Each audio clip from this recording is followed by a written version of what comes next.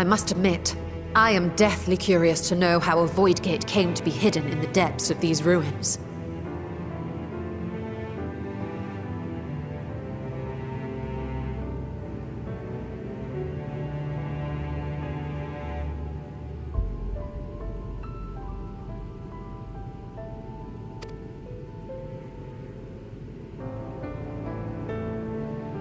To tell that tale, we must first peer far to the south, and even further into memory.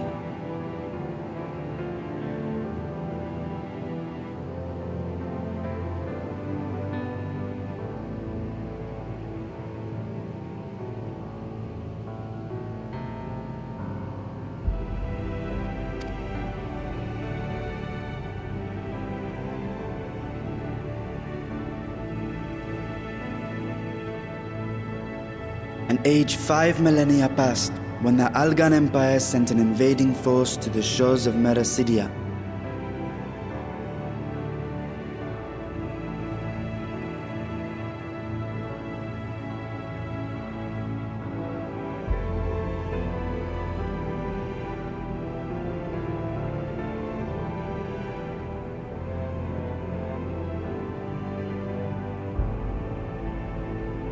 The southern people rallied around the commanding figures of Bahamut and Tiamat and fought fiercely to repel the would-be conquerors.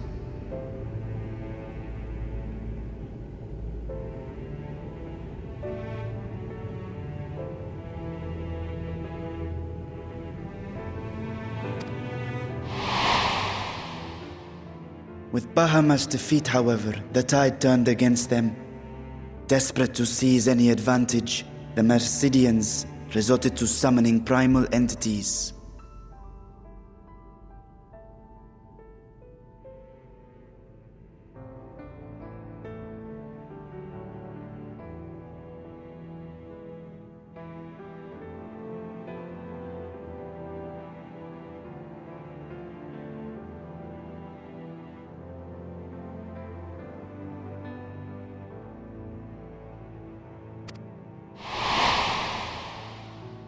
In response, Emperor Zande forged a covenant with the Cloud of Darkness, sovereign among the all-devouring denizens of the Void.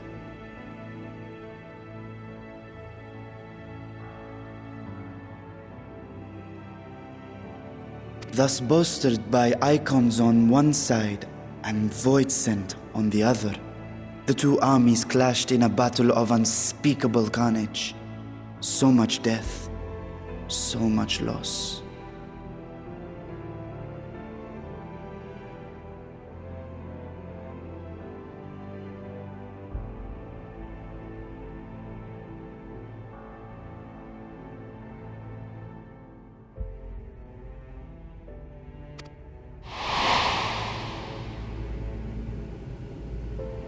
I consider myself well versed in that period of history, yet you speak as one who witnessed it happen.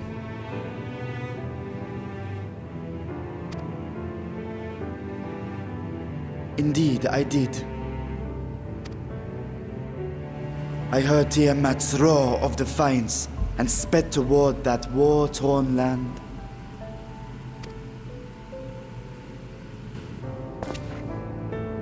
Along with my sibling, Ashdaya.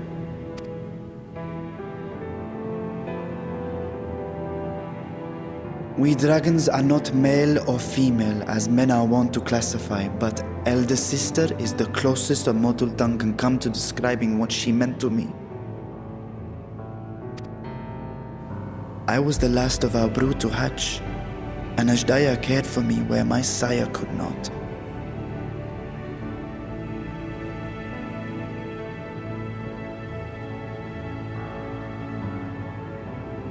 Thus I was with her when Tiamat roared. I was with her when she journeyed south, and I was with her when she fought against the Void-sent hordes.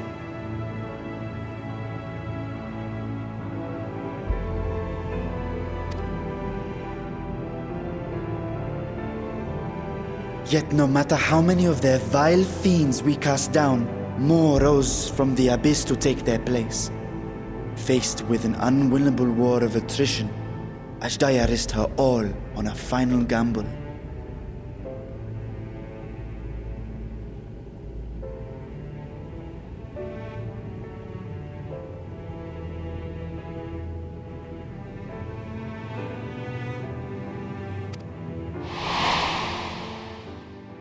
She plunged through the Void Gate itself to strike at the root of their strength.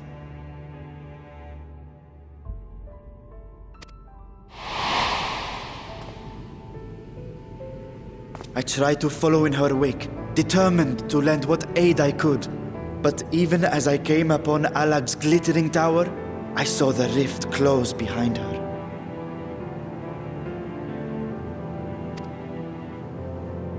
And Ashdaya has been lost to us ever since.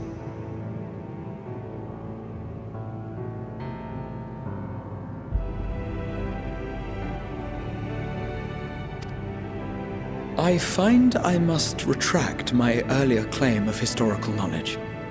Nowhere in the Crystal Tower's archives did I see mention of such noble sacrifice. That does not surprise me.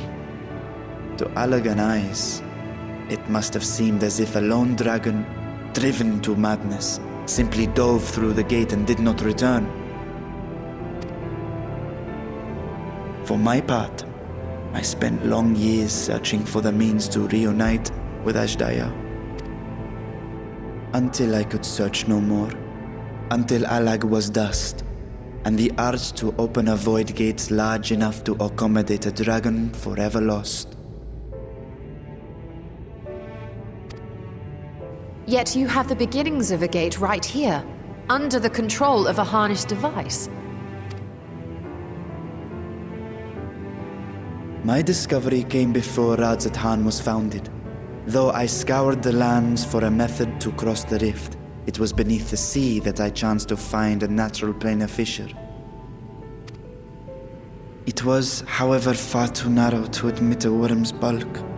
Only after our city rose upon the rock, and I could enlist the aid of our talented alchemists, did matters take a favorable turn.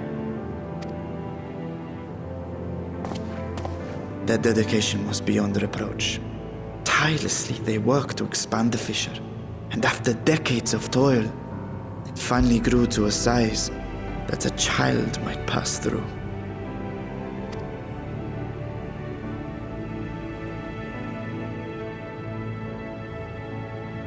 Not long ago, you told us that you called out to your kin, but Ashdaya's answer was silence. I suspect the conclusion to your tale is not a joyful one.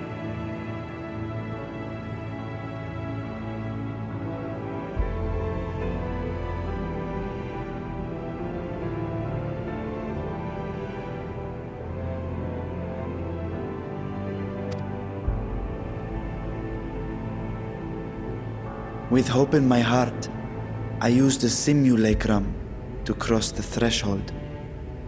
But no, I did not find her.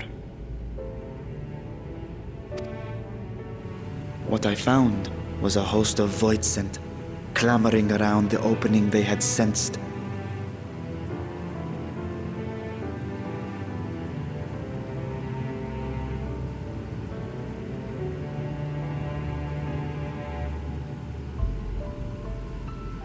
Was but a moment, but enough. I had no choice but to retreat and allow the portal to contract once more.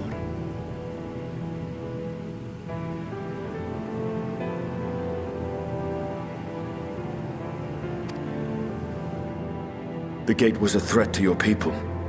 You had to decide between endangering Radzat and abandoning your sister. And you chose the latter.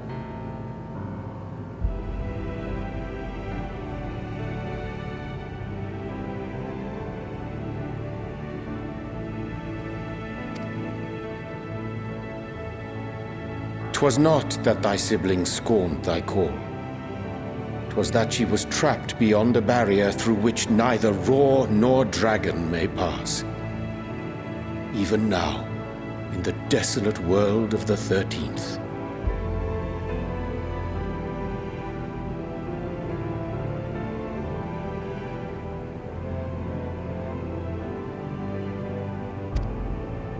I can scarce imagine your pain, yet it was wise not to linger in that place. Too long a sojourn, and even a being of your power risks being warped into a creature of the void.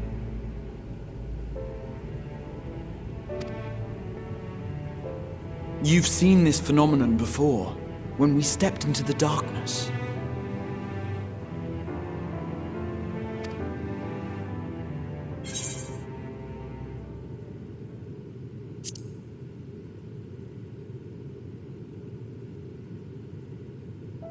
As did I.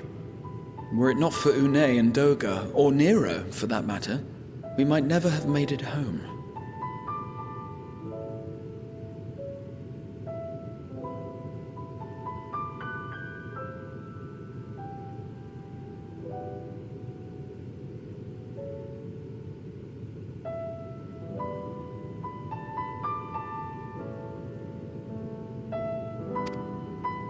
Do you remember what happened to Nero? How his wounds allowed the Void's corruption to enter his body and twist his ether? Had it been allowed to progress much longer, I presume he would have been fully transformed.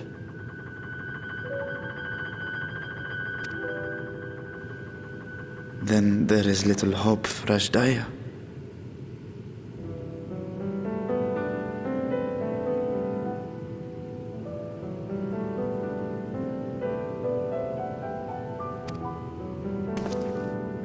Ah, no.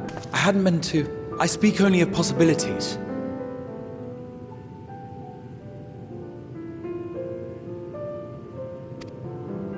The scales of the first brood are extraordinarily resistant to ethereal fluctuations. They are the protective talisman's core components after all, and even the corruption I described would struggle to overcome.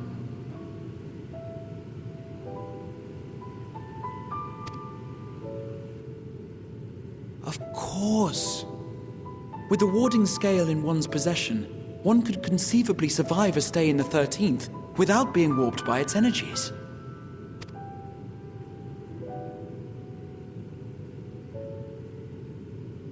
Be that as it may, it is too late to rescue my sister. 5,000 years too late.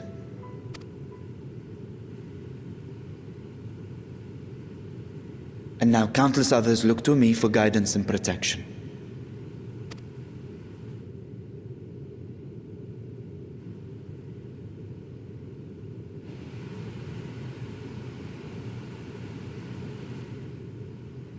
So when I sensed intruders in the ruins, I came only to ensure that the gate remained closed.